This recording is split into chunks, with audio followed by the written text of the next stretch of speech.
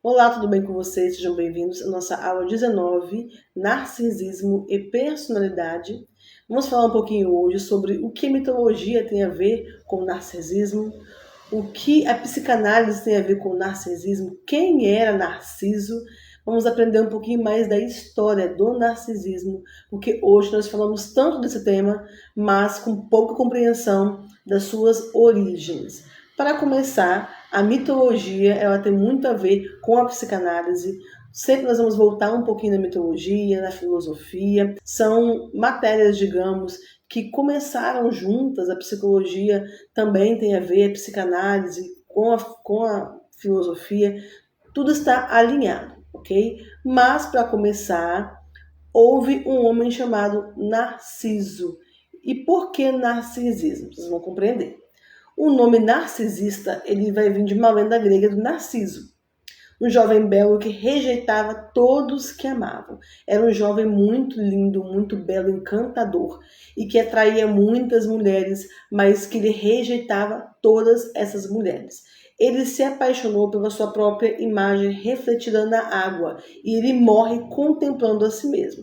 Então aí uma série de boatos. De repente ele morreu contemplando aquela imagem na água, poderia ser um lago muito fundo, e ele mergulhou dentro de si e ele morreu. Então não sabemos como ele morreu, mas ele morre contemplando a si mesmo. A mitologia ela vai falar da autoabsorção. O que seria isso? No contexto psicológico, vai se referir a uma tendência excessiva em uma pessoa se direcionar a atenção para seus próprios pensamentos, sentimentos e experiências internas. Resumindo, o narcisista ele está voltado para si. Tudo acontece dentro dele e para ele. Vale os seus pensamentos, sentimentos e suas experiências internas. E aí se torna incapaz de amar outro. Se ele se coloca nesse contexto em primeiro lugar, se há essa autoabsorção, ele mesmo está voltado para si, automaticamente ele não se consegue voltar para o outro, servir o outro, amar o outro como o outro precisa ser amado. Então há uma série de levantamentos em relação a esse comportamento narcisista. Nós vamos aprender um pouquinho mais hoje para poder identificar também essas pessoas. Mas hoje em dia é conhecido o narcisismo como alguém com foco realmente exagerado em si mesmo, que pode variar de traços saudáveis, né, que é o amor próprio ou autoestima, até mesmo formas patológicas, que seria um ego inflado ou falta de empatia. O narcisismo saudável seria eu me olhar no espelho, gostar do que eu estou vendo, me amar, me autovalorizar. Isso é muito importante, a autoestima elevada. Uma pessoa que fala que se ama, uma pessoa que fala que é apaixonada pela sua imagem, uma pessoa que demonstra uma grande autoestima elevada, ela não pode ser simplesmente vista como narcisista. Na verdade, teoricamente falando, todos somos narcisistas nesse contexto saudável, ou deveríamos ser. Amar nossa autoimagem, amar quem nós somos, valorizar quem nós somos, colocar nós em primeiro lugar, muitas vezes antes de outras coisas e outras pessoas. Isso deveria ser normal e seria chamado narcisismo saudável, ok? Porém, tudo que há em excesso realmente vai se tornar patológico. Nos dias de hoje, né, é muito conhecido por esse foco exagerado em si mesmo. Focar em si mesmo, amar a si mesmo, cuidar de si mesmo, do seu corpo, da sua mente, do seu espírito, isso é um cuidado saudável, tá bom? Então, você está se amando, isso aí é saudável. Mas, quando sai desse contexto e virar algo exagerado, realmente pode se tornar um narcisismo. Então, todos nós somos narcisistas, né?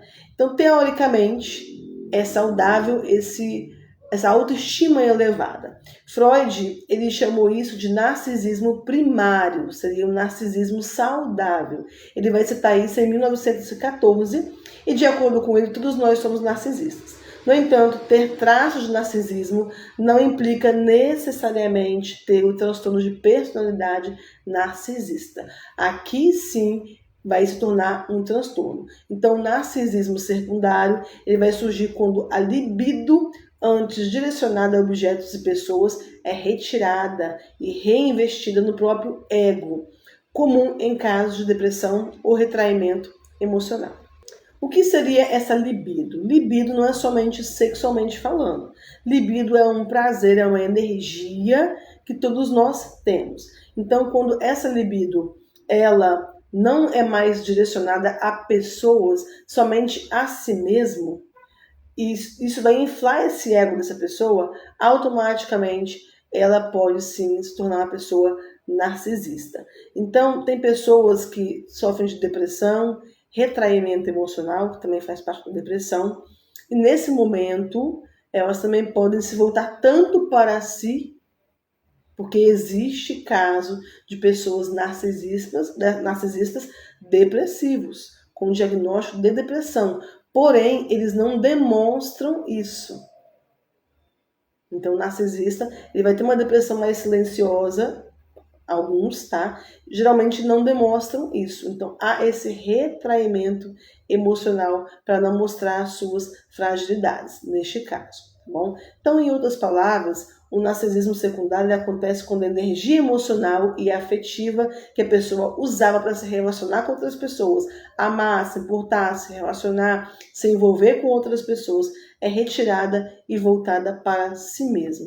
Isso geralmente acontece quando a pessoa está em sofrimento psíquico, como na depressão, ou quando ela se afasta do mundo, isolamento emocional. Em vez de investir essa energia nos outros, ele se volta completamente para dentro de si, muitas vezes ficando fechado, introspectivo ou desligado emocionalmente. Então há aí esse narcisismo secundário. Vai ser aí um segundo tipo de narcisismo que é importante prestar atenção para que realmente não venha se instalar aí um narcisismo que realmente não vai ser saudável e não pode ser mais trabalhado. Tá? Vocês vão entender um pouco mais à frente sobre isso. Então, primeiro critério.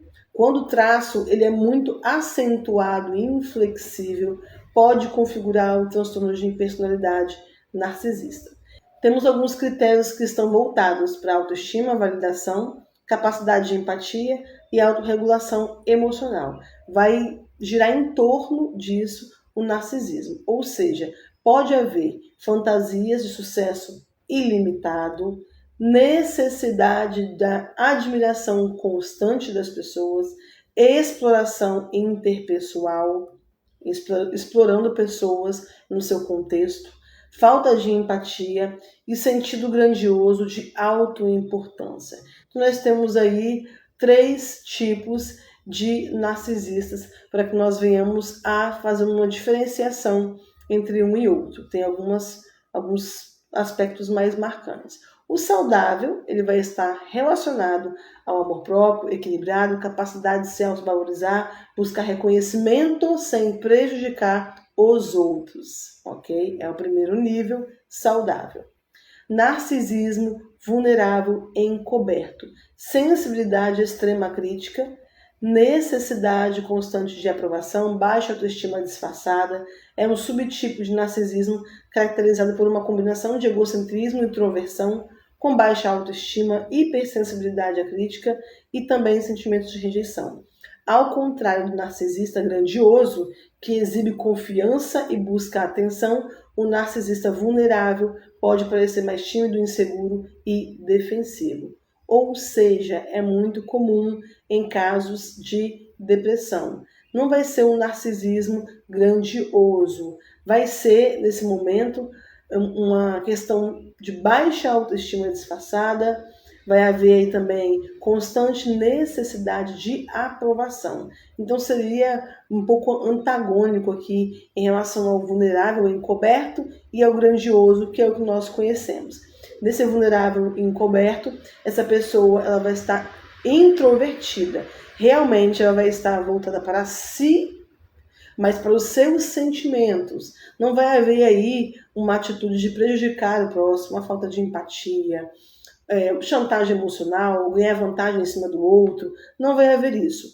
Esse narcisismo vulnerável ou encoberto, quase oculto, vai ser esses sentimentos todos voltados para dentro de si. Tá bom? Essa é a grande diferença. E no narcisismo grandioso ou explícito, ao qual nós conhecemos e falamos comumente falando, Vai haver, sim, arrogância, necessidade de superioridade, busca por admiração constante e dificuldade de empatia são os comportamentos mais comuns.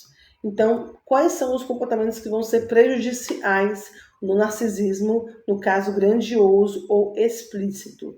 Falta de empatia, dificuldade, incapacidade de olhar com o olhar do outro, desconsiderar sentimentos e necessidades ou sofrimentos alheios, manipulação emocional, usam elogios, promessas ou culpa para controlar o outro, mudam de comportamento conforme o seu interesse, afeto quando querem algo, frieza depois, necessidade de constante de admiração, exigem elogios, reconhecimento e atenção em todo o tempo, se não recebem ficam irritados, frios, agressivos ou contrariados.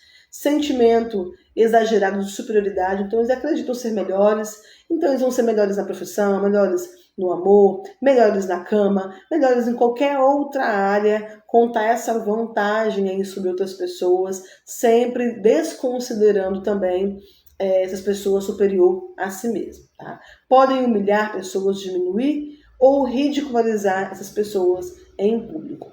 Falta de responsabilidade, então raramente assumem erros, seria falta de autorresponsabilidade. Também costumam culpar os outros por tudo, inclusive por seus próprios fracassos. Relações superficiais e utilitárias, então se aproximam das pessoas apenas quando elas são úteis. Têm dificuldade de criar vínculos afetivos verdadeiros e duradouros. Afinal, quem vai conseguir estar em um vínculo duradouro com uma pessoa que tem esse tipos de atitude? Então, exploração interpessoal, usam os outros para atingir seus próprios objetivos.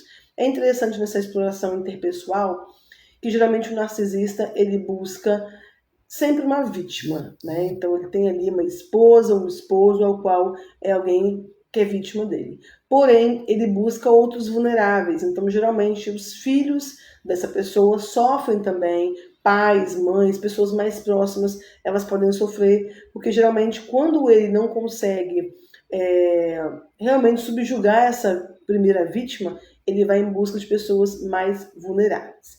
A invalidação constante é uma marca muito presente. São pessoas que desvalidam as outras, os sentimentos das pessoas, ideias e conquistas dos outros também. Então, geralmente, as pessoas com transtorno de personalidade narcisista demoram a procurar ajuda e chegam ao médico muitas vezes por motivos secundários. Então, é comum que consultem um psiquiatra porque estão com depressão ou com uma sensação de vazio existencial, outras questões, como problemas no relacionamento. Então, são pessoas que podem até mesmo procurar devido à forçação de barra de outras pessoas, ao qual ela precisa se cuidar, ela precisa buscar um acompanhamento. Então, eles buscam esse acompanhamento com outras queixas, tá bom? E até mesmo podem dizer que estão buscando acompanhamento devido a uma situação que estão passando, vivenciando e que está levando ao adoecimento mental. Podem ter também essa teatralidade, como nós falamos, né? Esse comportamento teatral que com certeza pode também, com certeza já faz parte um pouco desse tipo de personalidade narcisista. Tá? Ou também buscar uma ajuda quando estão dependentes de álcool ou substâncias, mas geralmente para tratar o narcisismo diretamente é impossível. Porém, você sabendo quais são os comportamentos, ouvindo de repente um parente, ouvindo alguém que está vivenciando esse relacionamento, você vai interceptar com certeza quais são os sinais, comportamentos, para que você possa conduzir esse paciente dentro da sessão. Então, a terapia cognitivo-comportamental é importante, psicodinâmica, ela vai ajudar muito em relação a pensamentos, atitudes, comportamentos. E também, algumas vezes, as pessoas elas podem também ter algumas indicações para outras comorbidades, como ansiedade e também depressão, e nem sempre tratar, né, diretamente essa questão do narcisismo, o comportamento, a personalidade. Afinal, a personalidade ela é formada na infância. Então, com certeza, esse ambiente moldou essa pessoa também para que ela venha se tornar um adulto narcisista. Quais são, então, os primeiros indícios do narcisismo? Ainda na infância, pode se manifestar como um senso exagerado de importância própria, necessidade excessiva de admiração, de aparecer, ou dificuldade em reconhecer nas dificuldades ou sentimentos de outros. Então, crianças com tendência narcisista podem exibir comportamentos como busca constante por atenção, manipulação para conseguir o que quer e falta de empatia. Todos os comportamentos do adulto narcisista podem ser observados ainda na infância, na fase de formação de personalidade. Porém, é importante ressaltar que a presença de alguns desses traços em crianças não significa que eles realmente desenvolverão um transtorno de personalidade narcisista. Como nós observamos, existe um narcisista saudável, existe um narcisista explícito ou grandioso, que vai ser totalmente antagônico ao comportamento do narcisista saudável. No entanto, é importante observar sinais e buscar orientação profissional caso você perceba, ou de repente esse paciente perceba que o filho dele tem tido comportamentos, ou você no atendimento com algum adolescente ou jovem, você pode perceber isso aí de repente. Então é importante estar atento a todos esses critérios também que estão enquadrados dentro do narcisismo.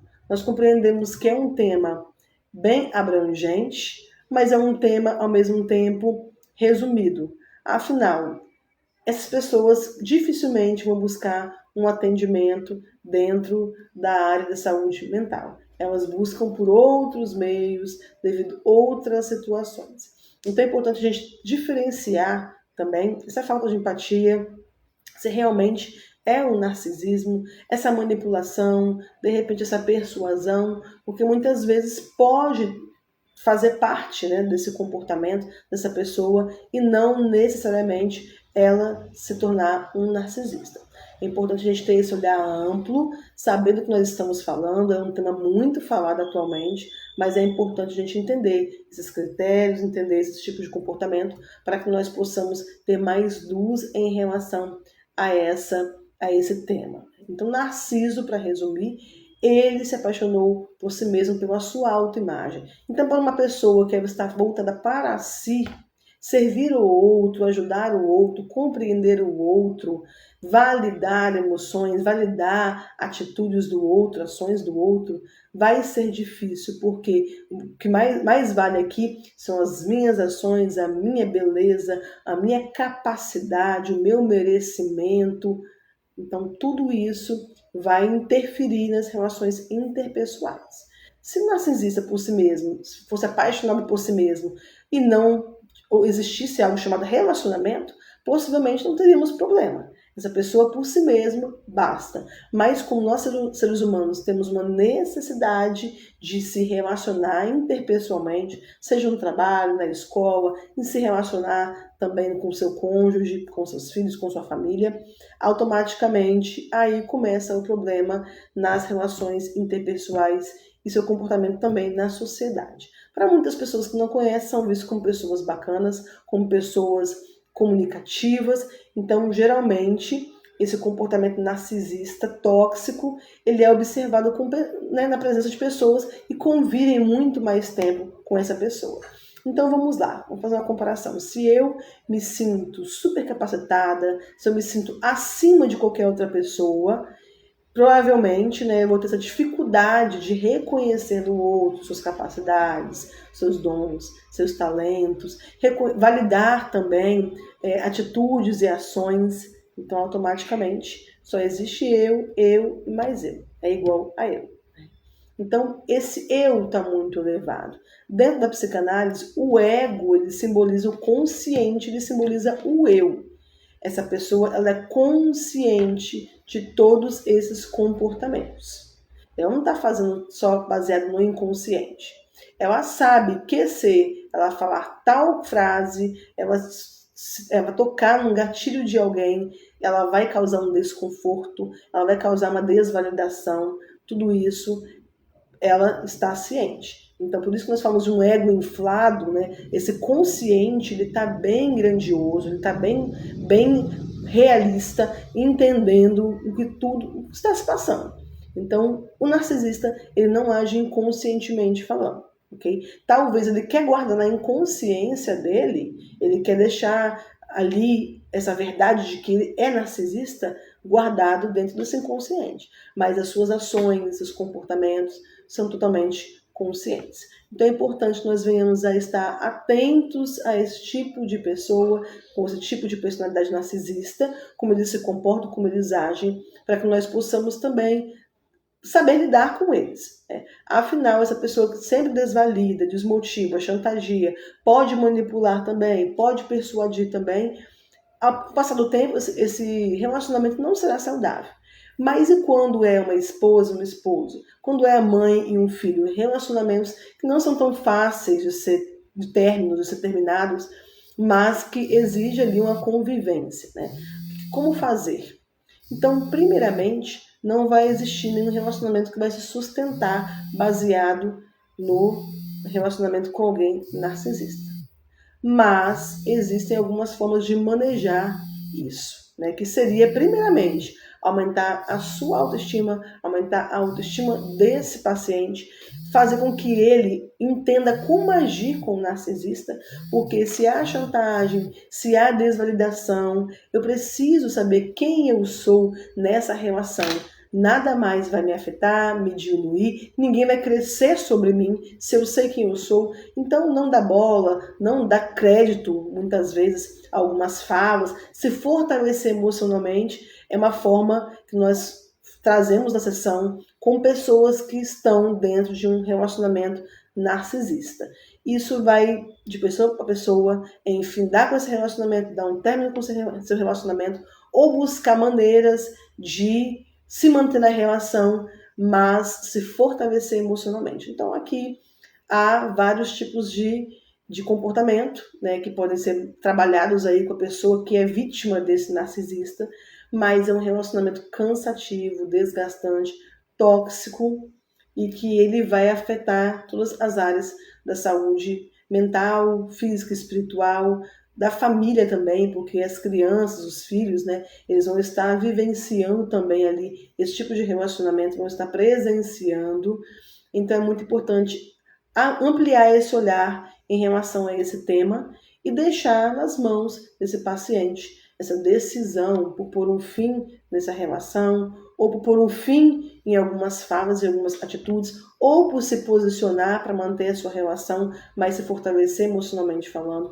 Então existem formas de trabalhar com a pessoa que é vítima desse narcisista, mas com o narcisista, se um dia ele realmente dizer e confessar que ele se entende como narcisista, aí sim podemos entrar com um tratamento.